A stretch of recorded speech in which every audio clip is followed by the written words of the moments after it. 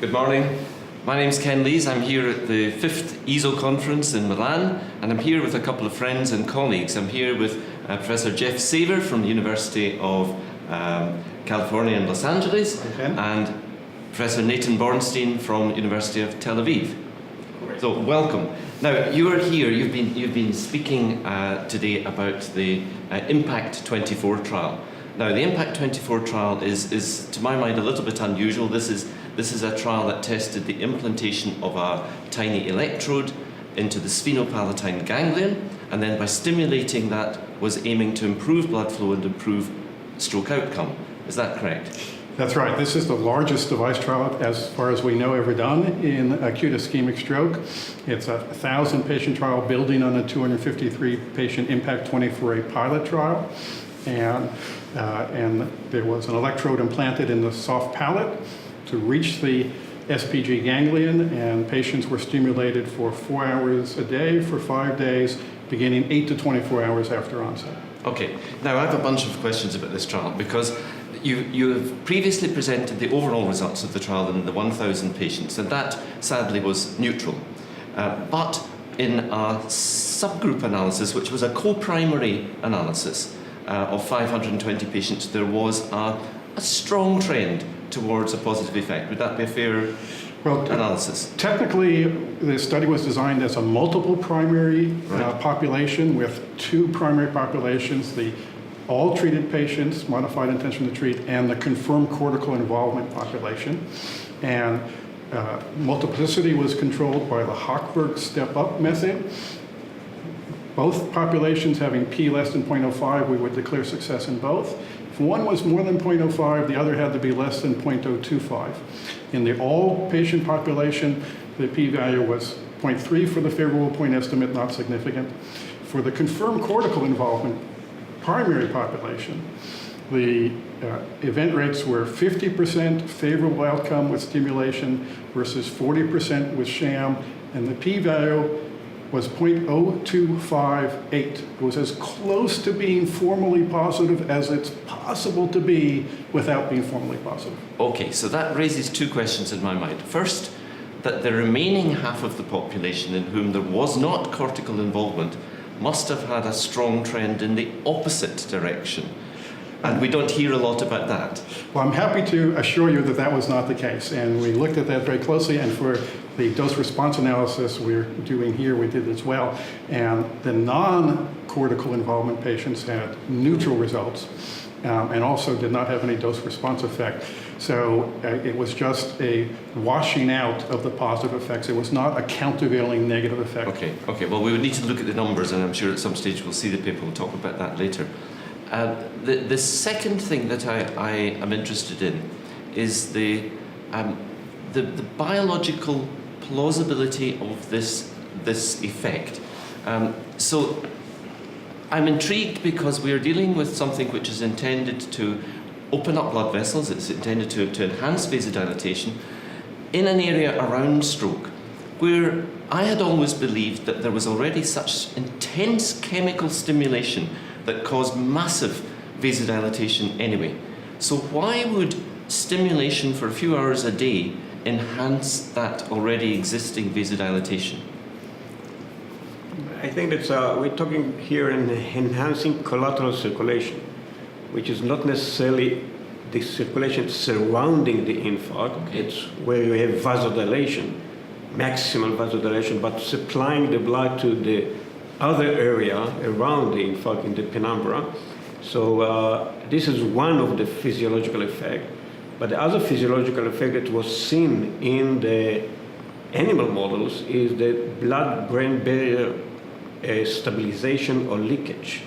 So this is another, and also it's actually reduced infarct size altogether. These three components of the stimulation was shown in animal models, and that's, in my opinion, but the most strong effect is probably enhancing the collateral circulation.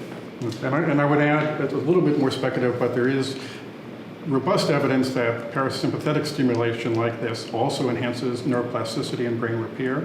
So in addition to collateral enhancement, blood-brain barrier stabilization, infarct size reduction, improved neural recovery may also be playing a role.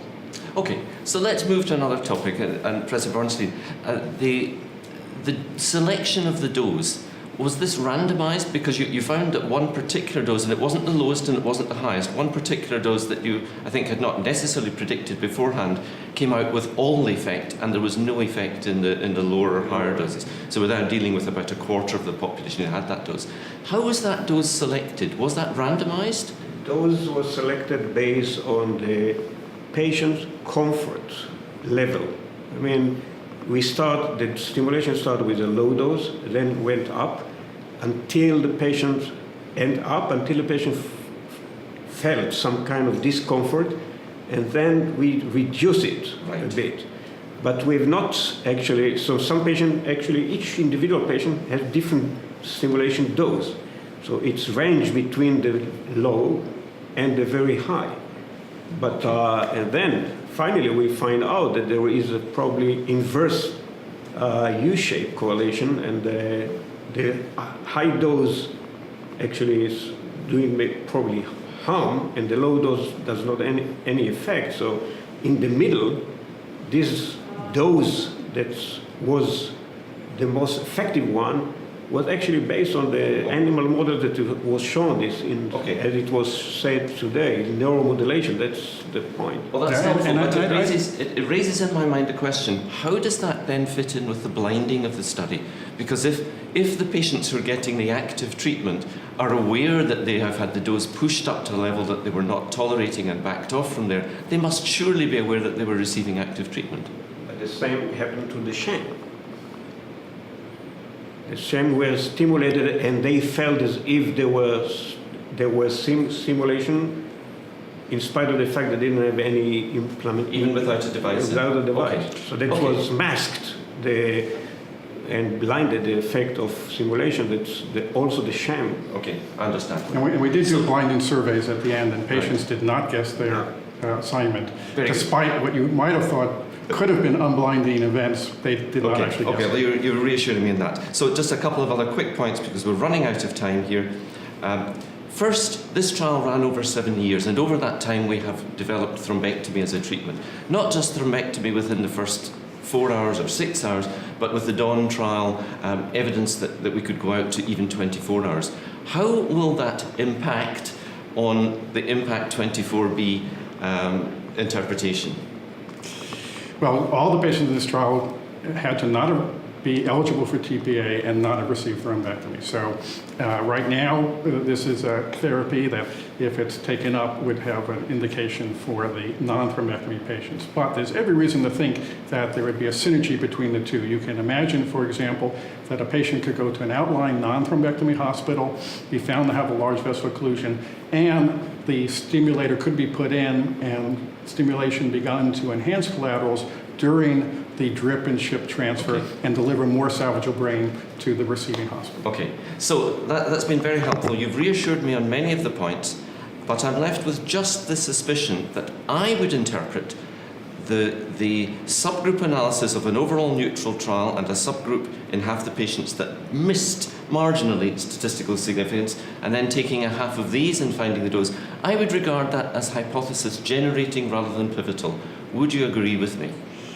I would not agree with you, because not being shown today, but we have reported that in the pooled analysis of the 253 24A trial and the 1,000-patient 24B trial, the p-value for an effect in the primary, not subgroup, primary CCI population is 0.004. So it's a powerful cumulative evidence of benefit. So yes, this trial was formally neutral, but the cumulative evidence is convincing. Okay, well, I would like to know more about this, and I suspect I'll be able to read somewhere about it. Where can I read more about this trial? It will be published in Lancet concurrent with the simultaneous platform presentation. Okay. You have to wait until Friday. Thank you. Well, Jeff Saver, Natan Bornstein, thank you very much indeed, and goodbye from us at the EASL conference.